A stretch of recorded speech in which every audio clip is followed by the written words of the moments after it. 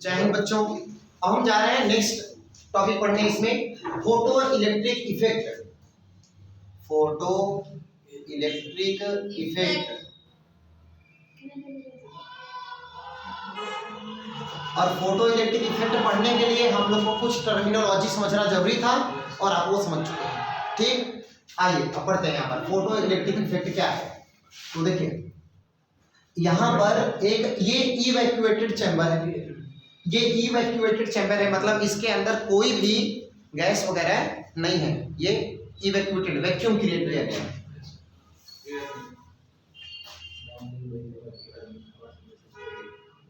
यहाँ पर कम्यूटेटर लगा होता है, लेकिन हम आपको एकदम सिंपल समझाने के लिए बस वही चीज को लॉजिकली एकदम सिंपल सा लगा देते हैं। यहाँ पर सुनिए,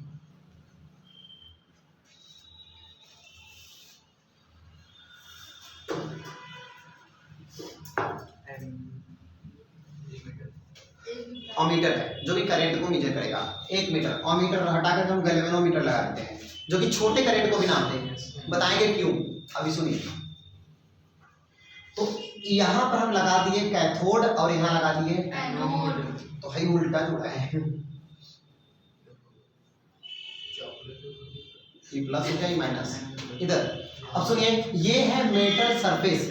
जिस मेटल के सरफेस से हमें इलेक्ट्रॉन को इमिट कराना है वो सरफेस यहाँ है ना, ये क्या है, मेटल है ना बेटा। अब सुना, बस एक बार बताएंगे, आपको समझ में आ जाना चाहिए। यहाँ पर ये ग्लास है, सिंपल ग्लास, ये सब पूरा ब्लैक पेंटेड है। ये सब पर लाइट आएगा तो इधर नहीं आएगा, इवैक्यूएटेड है जरूर, इसके अंदर कोई गैस नहीं है ना, लेकिन यहाँ से लाइट को हम आने देते हैं। यहाँ पर एक्सपोज कर, यहाँ लाइट आने के लिए एक्सपोज है, यहाँ पे होल है जो यहाँ से लाइट आती है। अरे लाइट को क्या कहते हैं, एचन्यू होता है ना, ये लाइट है। हाँ ये लाइट है, लाइट इस पर आता है। तो देखिएगा, अभी आप इसको स्विच को यहाँ पर मान लीजिए, यहाँ हम स्विच बना देते हैं।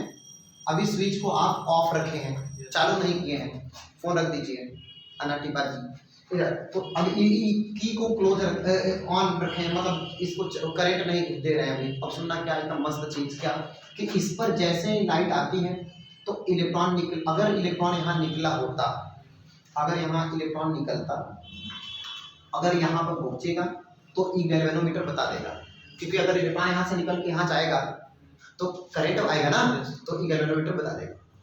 ठीक है, तो सुनिए, यहाँ पर लाइट को लाए, पहले थोड़ी सी लाइट, कम एनर्जी की लाइट को आप लाए। एनर्जी कहेंगे तो आप फ्रीक्वेंसी समझ सकते हैं, energy directly proportional to the frequency. Energy का मतलब फ्रीक्वेंसी है ना। तो अगर आप किसी एनर्जी को लाए, आप यहाँ पर किसी लाइट को यहाँ पे इंसिडेंट कराए, यहाँ पर गैल्वेनोमीटर में कोई करंट नहीं मिला। अब क्या किए आप, रुकिए, अभी पहले लाइट को जितनी इंटेंसिटी के लाइट को लाए हैं, जितनी फ्रीक्वेंसी के लाइट को लाए हैं, मान लीजिए पहली बार आप V1 फ्रीक्वेंसी है, न्यू1 इतनी न्यू1 एच तो कांस्टेंट रहेगा ना, न्यू1 फ्रीक्वेंसी की लाइट को आप लाए हैं और गैल्वेनोमीटर में कोई करंट नहीं मिला। अब आप क्या किए, यहाँ पर लगा दिए माइनस और यहाँ पर लगा दिए प्लस। अब इसको की को ऑन कर दिए, तो ये बताओ ये किससे जुड़ा है बेटा, माइनस से, मतलब ये कैथोड है, और ये किससे जुड़ा है, प्लस से, मतलब एनोड है। अब सुनिए, तो क्या है, जैसे की को ऑन किए तब भी गैल्वेनोमीटर में कोई डिफ्लेक्शन नहीं शो किया, मतलब यहाँ से इलेक्ट्रॉन अगर रहा होता तो ये इलेक्ट्रॉन यहाँ पहुंचेगा तो गैल्वेनोमीटर बताएगा करंट है। अगर यहाँ इलेक्ट्रॉन निकला होता तो जैसे ही इसको माइनस करेंगे, ये माइनस वाला इलेक्ट्रॉन क्या करेगा, धक्का देगा, रिपल्सन होगा ना।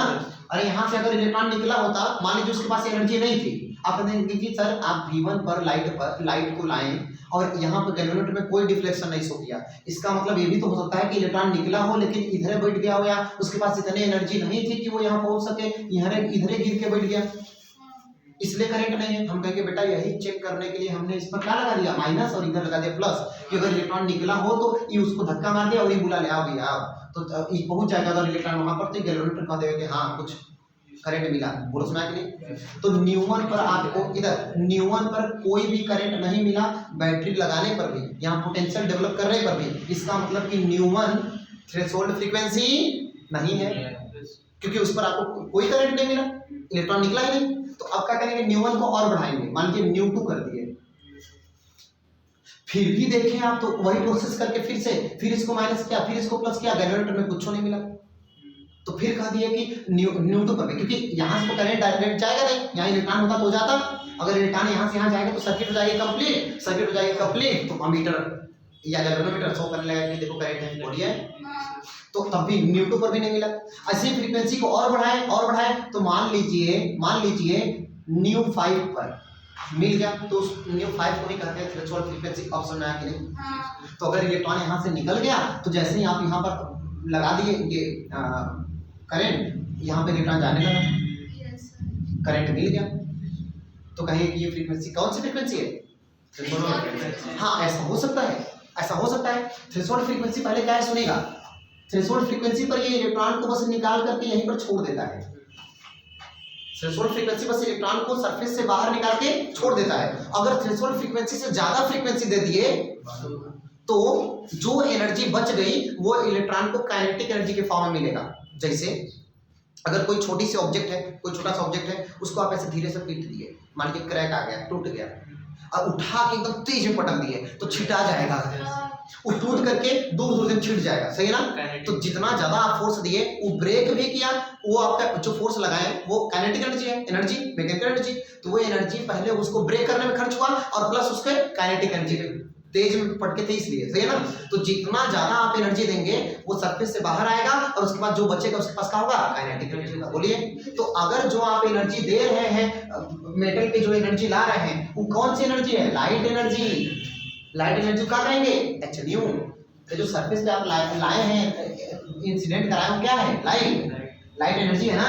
तो लाइट एनर्जी आप लाए, ये कितने तरीके से खर्च हुई? दो तरह से। कौन? एक गया वर्क फंक्शन में, सरफेस से इलेक्ट्रॉन को बाहर निकालने में, और दूसरा जो बच गया कि इलेक्ट्रॉन को क्या हो गया? काइनेटिक एनर्जी मिल गया। बोले समझ कि नहीं?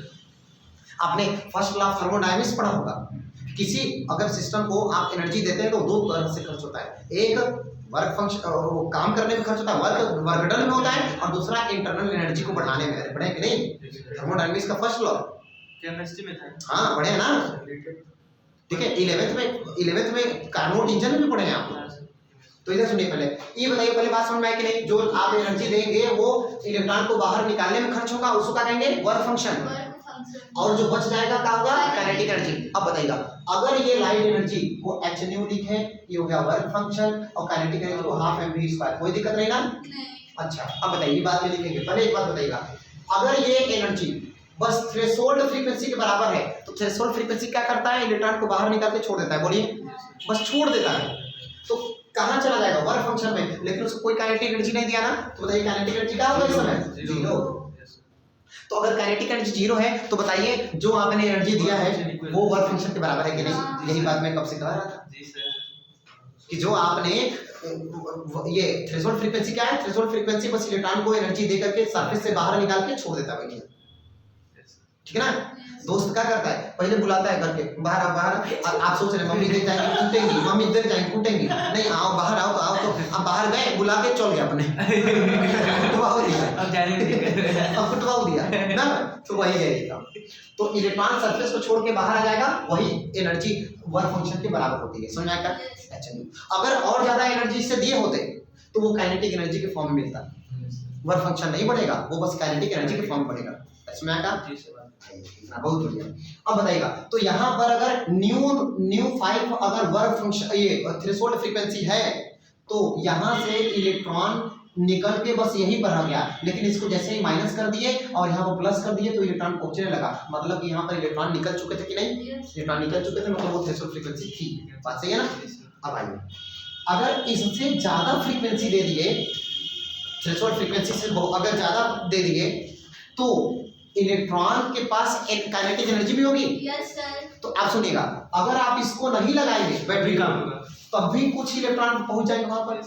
एक बात और सुनिए, एक ही फ्रीक्वेंसी की लाइट पर, जो फ्रीक्वेंसी की लाइट आप दिए हैं वही फ्रीक्वेंसी की लाइट पर जितने इलेक्ट्रॉन सरफेस से बाहर आए हैं, मेटल के सरफेस से बाहर आए हैं इलेक्ट्रॉन, सभी इलेक्ट्रॉन की काइनेटिक एनर्जी सेम नहीं होती। फिर सुनिए, ये मेटल सरफेस है ना, ये मेटल है ना, मेटल प्लेट है ना, मेटल प्लेट पर आप जो भी एनर्जी का, बस ये है कि थ्रेशोल्ड फ्रीक्वेंसी से ज्यादा, थ्रेशोल्ड फ्रीक्वेंसी से ज्यादा की फ्रीक्वेंसी की लाइट अगर आप इंसिडेंट कराए हैं तो इलेक्ट्रॉन तो निकलेंगे, लेकिन सब इलेक्ट्रॉन की काइनेटिक एनर्जी सेम नहीं होगी। अब सुनो क्यों? क्योंकि सभी इलेक्ट्रॉन का वर्क फंक्शन सेम नहीं होता। कुछ इलेक्ट्रॉन का वर्क फंक्शन ज्यादा होता है, कुछ का कम। कुछ इलेक्ट्रॉन सरफेस के ऊपर है, तुरंत निकल के चल दिया। सरफेस के ऊपर है, तुरंत निकल के चल गया, तो वो एनर्जी कम न लिया। तो एनर्जी कम खर्च किया तो उसके पास एनर्जी बच गया कि नहीं? अरे एनर्जी बच गया तो उसकी काइनेटिक एनर्जी ज्यादा होगी कि नहीं? बोलिए। लेकिन जो सरफेस के अंदर से आ रहा है वो बाहर निकलने में धक्का मुक्की लगेगा ना, तो उसकी एनर्जी तो कुछ रिड्यूस नहीं हो जाएगी। भीड़ में एकदम है, आप भागे भागे बाहर निकल रहे हैं। जैसे आप मुझे लीजिए एग्जांपल, जैसे मान लीजिए दरवाजा है, ठीक है ना, दरवाजा है। अब इसमें अगर मैं कह दूं, मान लीजिए ये अगर इसमें अगर सांप आ जाए यहाँ पर, तो सांप, अगर मान लीजिए एग्जांपल इस रूम में अगर सांप आ जाए तो सबसे पहले कौन भागेगा? ना, सबसे पहले हम भागेंगे क्योंकि हम दरवाजे के पास हैं, इसलिए सबसे पहले हम भागेंगे। उसके बाद कौन भागेगा? ना, उसके बाद कोई नहीं भागेगा। क्यों? क्योंकि हम बाहर से बंद कर देंगे। अब सुनो, इधर सुनो। तो सबसे पहले हम भागे। अगर हम बाहर हैं, हम किसी से लड़े नहीं तो हमें कम एनर्जी खर्च होगा बाहर निकलने में। अब इनको निकलने में सबसे ज्यादा एनर्जी लगेगी। क्यों? क्योंकि वो पहले निकलेंगे तो ब्रेच में लड़ जाएंगे इधर भागने में ना। तो जो जितना अंदर से आएगा उसकी जो जितना अंदर से आएगा उसकी वर्क फंक्शन उतना ही ज्यादा होगा। निकलने में बाहर एनर्जी ज्यादा खर्च हो जाएगी ना। तो जो जितना अंदर से आएगा, वो जो इलेक्ट्रॉन मेटल के जितना अंदर इनर सरफेस से आएगा उसकी वर्क फंक्शन उतना ही ज्यादा। तो जब वर्क फंक्शन में एनर्जी खर्च हो गई तो काइनेटिक एनर्जी कम ना, थक गया पहले तो भागेगा। समझ में आया कि नहीं? ओके। तो अगर एक ही लाइट जो आप इंसिडेंट कराएं, किसी पर्टिकुलर लाइट फ्रीक्वेंसी जो कि थ्रेशोल्ड फ्रीक्वेंसी से ज्यादा है, उस पर जो इलेक्ट्रॉन सरफेस से निकलेंगे सभी इलेक्ट्रॉन की काइनेटिक एनर्जी सेम नहीं होगी। अब मुझे एक क्वेश्चन बताइएगा, अगर थ्रेशोल्ड फ्रीक्वेंसी की लाइट ही बस लाइन है तो जितने इलेक्ट्रॉन बाहर निकलेंगे क्या सबकी काइनेटिक एनर्जी सेम होगी कि अलग अलग?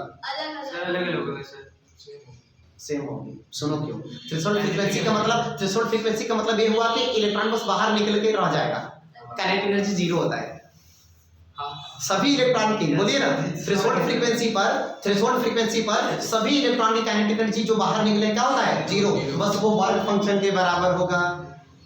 सुना ना? लेकिन एक बात याद रखना, थ्रेशोल्ड फ्रीक्वेंसी से अगर ऊपर है तो जितने भी इलेक्ट्रॉन बाहर निकलेंगे सबकी काइनेटिक एनर्जी सेम नहीं होगी। क्यों?